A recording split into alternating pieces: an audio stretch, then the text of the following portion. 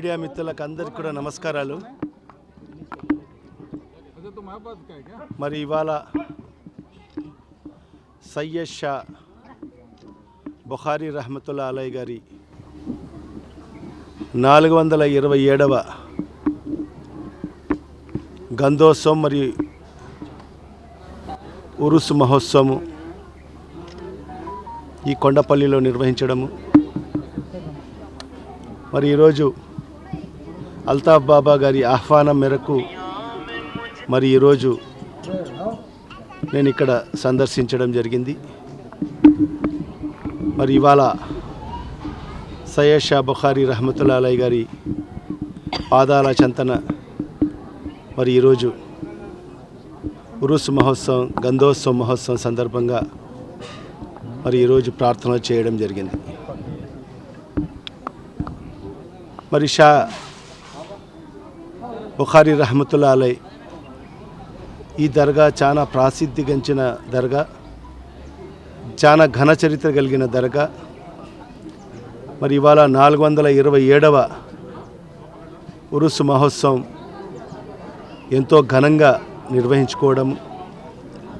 మరి ఈ మహోత్సవంలో సుమారుగా 1,00,000 మంది పైబడి భక్తులు మరి కేవలం మన రాష్ట్రం నుంచే కాకుండా మరి తెలంగాణ, కర్ణాటక, మరి సుదూర ప్రాంతాల నుంచి కూడా మరి లక్షల మంది భక్తులు మరి ఒక విశ్వాసంతో మరి ఇక్కడికి రావడం జరుగుతుంది.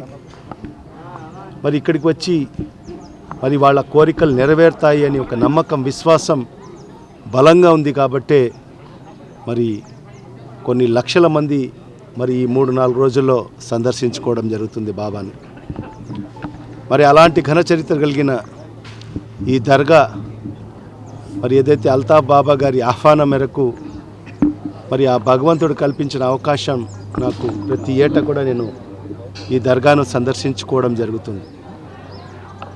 నిజంగా ఈసారి ఈ యొక్క ఉరుసు మహోత్సవానికి, ఈ దర్గా యొక్క ఉరుసు మహోత్సవానికి ఒక ప్రత్యేకత ఉంది.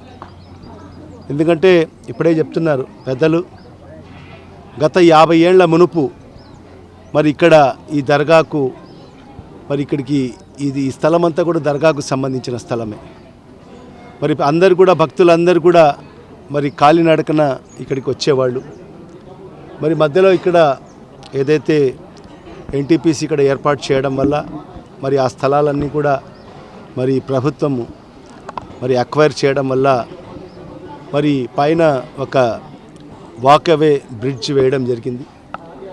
మరి ఈ 45-50 సంవత్సరాలుగా మరి మహోత్సవం ఏదైతే ఉరుసు మహోత్సవం సందర్భంగా కానీ, గంధోత్సవం సందర్భంగా కానీ మరి పెద్దలందరూ కూడా, వయసు భయపడిన వాళ్ళందరూ కూడా రావాలంటే, చిన్నపిల్లలు రావాలంటే చాలా ఇబ్బందికరమైన పరిస్థితులు ఎదుర్కొనేవాళ్ళు.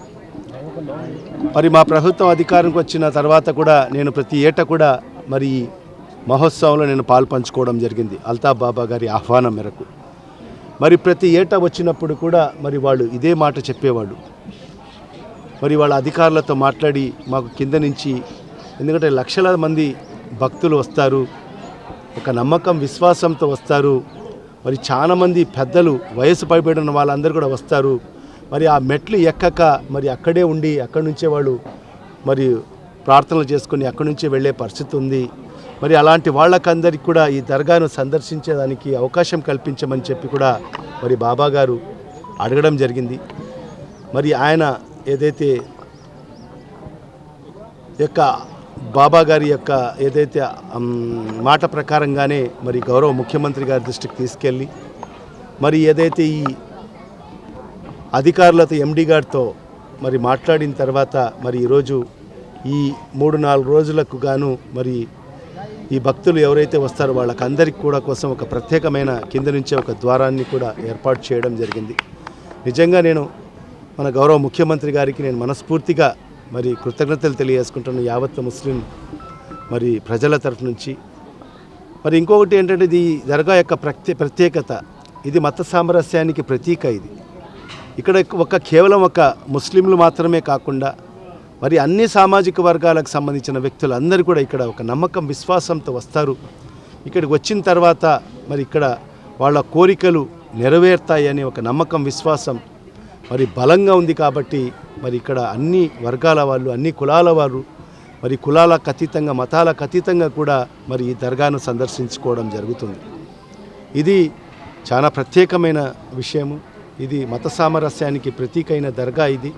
మరి అలాంటి మహోన్నతమైన మరి ఈ దర్గాను మరి ఈరోజు నిజంగా నేను కూడా అదృష్టవంతుని మరి ఈరోజు సందర్శించుకోవడము, మరి ఈరోజు ఇక్కడ ప్రార్థన కూడా చేయడం జరిగింది. బాబా గారు మరి ఈ రాష్ట్రం సుభిక్షంగా ఉండాలని చెప్పి, ఈ రాష్ట్రంలో ఉండే ప్రతి ఒక్కరు కూడా సుఖ సంతోషాలతో ఉండాలని చెప్పి, ఈ రాష్ట్రంలో మంచి వర్షాలు కురవాలని చెప్పి, మరి ఈ రాష్ట్రంలో ఉండే రైతు సోదరులకు అందరికీ కూడా మంచి పంటలు పండాలని, పండిన పంటలకు మంచి గిట్టుబాటు ధరలు లభించాలని చెప్పి, ఈ రాష్ట్రంలో ఉండే యావత్తు వర్తకులకు, వ్యాపారస్తులకు అందరికీ కూడా మరి మంచి వ్యాపారాలు జరగాలని చెప్పి, మరి ఈ రాష్ట్రంలో నిరుద్యోగ యువతి యువకులకు అందరికీ కూడా మంచిగా మరి ఉద్యోగ మరి ఉపాధి అవకాశాలు మెండుగా వాళ్ళకందరికీ కూడా కలగాలి.